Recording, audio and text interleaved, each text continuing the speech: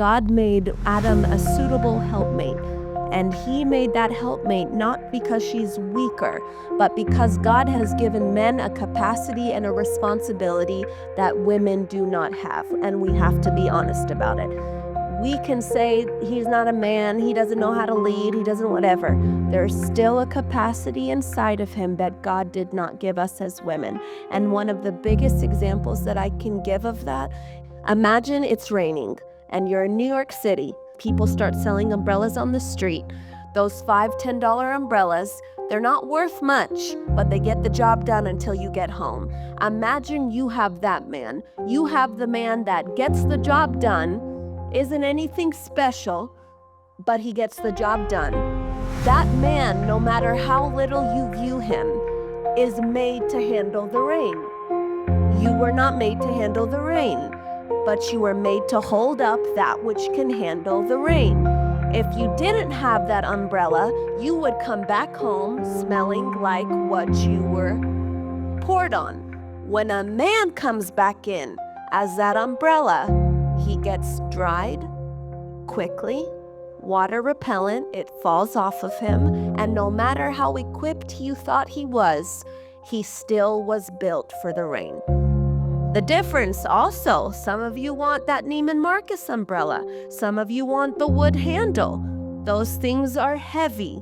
And if God gave you a man like that, then you have to be the woman that can hold up that man. Because an umbrella that is not used, it can be for the rain, for the sun, it shields, it provides shade, it allows what's under it not to be touched. We are the vessel, not weaker. We are the vessel that was meant to let the one that God gave us be held up and used for what he was made. So now, as a wife, I want to say, I don't want to get wet. I don't want to sunburn. My skin's not built for that. So instead, I'm going to let the man be who he was meant to be. And if God gave me, which he did, my man's about as heavy as this table. That means God made me capable of holding him up. If my man is not doing what he was made to do, it's because I, as his wife, am not holding him up. One thing I will credit myself to is that that man can come and do what God has him to do, because on the back end, he is being held up and held down. Not about me, but to say this about submission. If you think submission is because the man is doing what you believe is right for a man to do, then you've missed your assignment before God.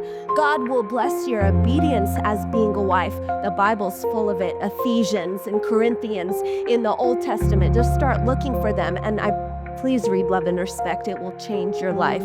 Submission does not make you a weaker vessel. It just makes you the part of the machine that is needed to function, but entrusting somebody else's responsibility that's what they were made for, to do what God has made them to do. So I value submission. Submit one to another is not in the same way. He is not going to submit to me the way I'm going to submit to him. That's not even biblical. As he submits to Christ, so I submit to him who has submitted to Christ.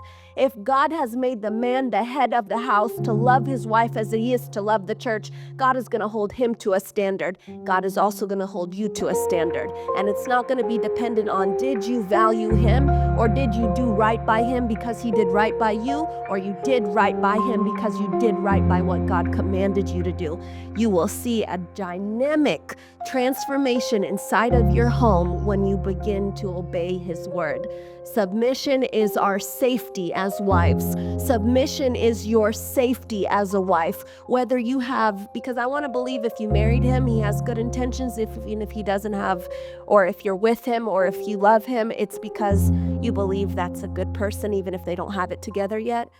Keep trusting God, but allow your heart to not be tainted if he's doing right by you. God will make him do right by you. God knows how to reach the man that he gave you so that you don't suffer and cry, so your child doesn't suffer and cry, and so you don't live in a house that is just like what you've always seen. You will be the chain breaker of marriages and relationships and love in this life if you just do it God's way.